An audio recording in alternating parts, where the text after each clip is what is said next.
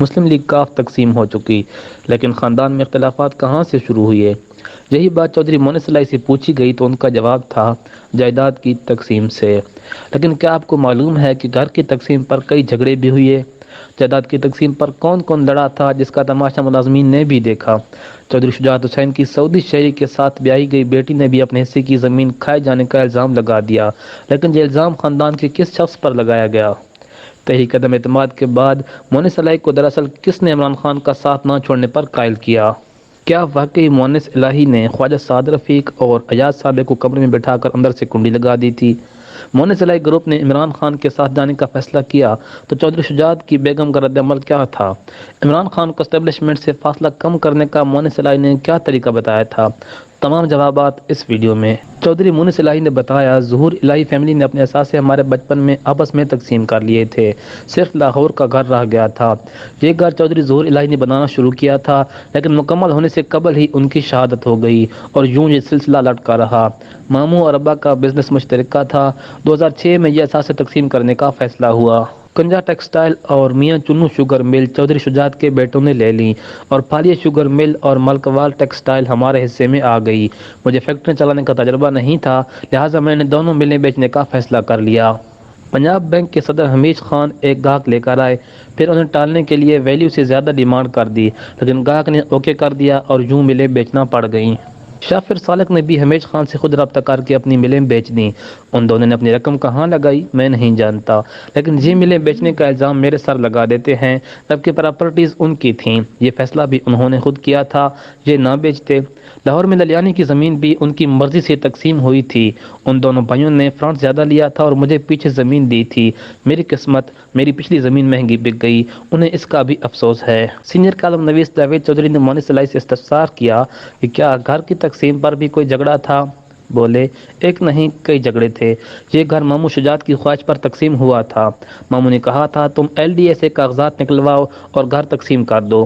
گھر کی تقسیم کسی طرح نہیں ہو پا رہی تھی، ہمارے بیڈ رومز اور ڈرائنگ روم تقسیم ہو رہے تھے، لہٰذا ماموں نے فیصلہ کیا جس کا گھر جہاں ہے اسے اسی طرح قبول کر دیا جائے، لیکن پھر پیمائشوں کا تنازع شروع ہو گیا۔ کبھی ایک پیمائش شروع کر دیتا تھا اور کبھی دوسرا۔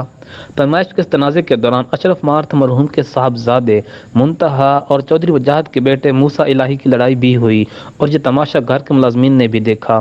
شجاعت ماموں کے دو بیٹے شافع اور سالک اور ایک بیٹی خیریہ ہے۔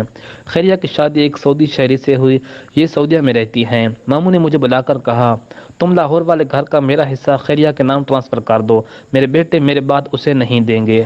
میں نے کر دیا تو خیریہ نے آ کر مجھ پر الزام لگا دیا تم میرے 13 مرلے کھا گئے ہو۔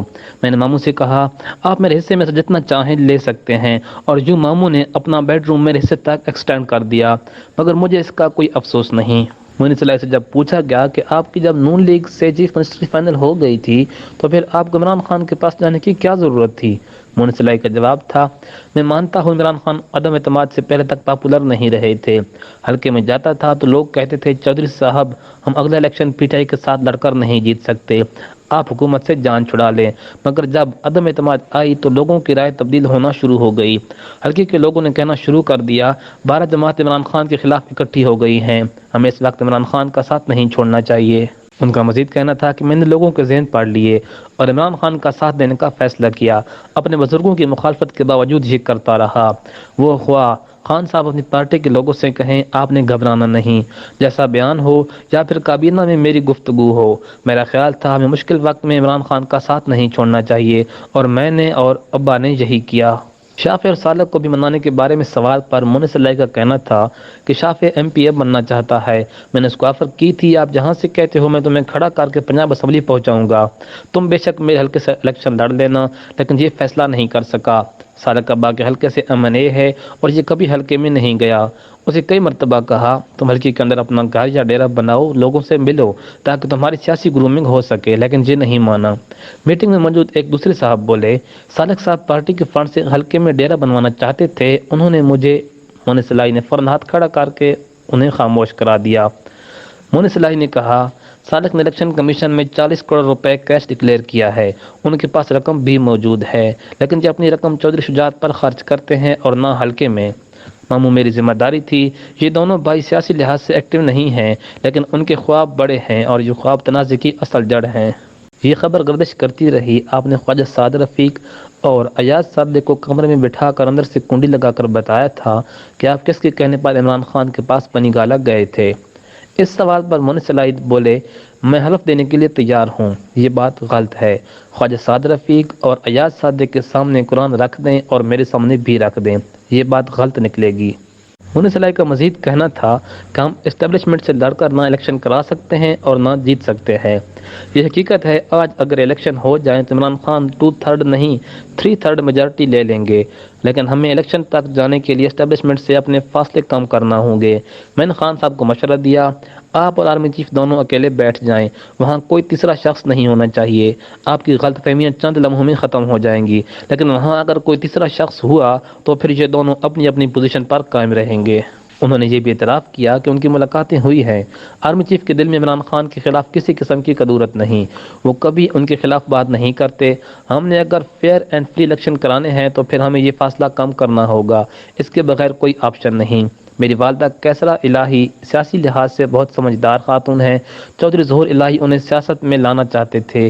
وہ چودھری شجاعت اور پرویز الہی کے بجائے ہمیشہ میری والدہ کو سیاسی مذاکرات میں لے کر جاتے تھے۔ وہ سیاسی گفتگو کے دوران ابا اور ماموں کو کمرے میں نہیں گھسنے دیتے تھے۔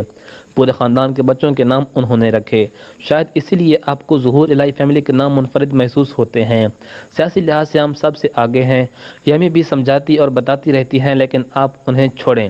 ہمارے خاندان عمران خان کی سب سے بڑی فین اور ہمدرد چودھری شجاعت حسین کی بیگم کوثر الہی ہیں، یہ میری پھوپھی بھی ہیں۔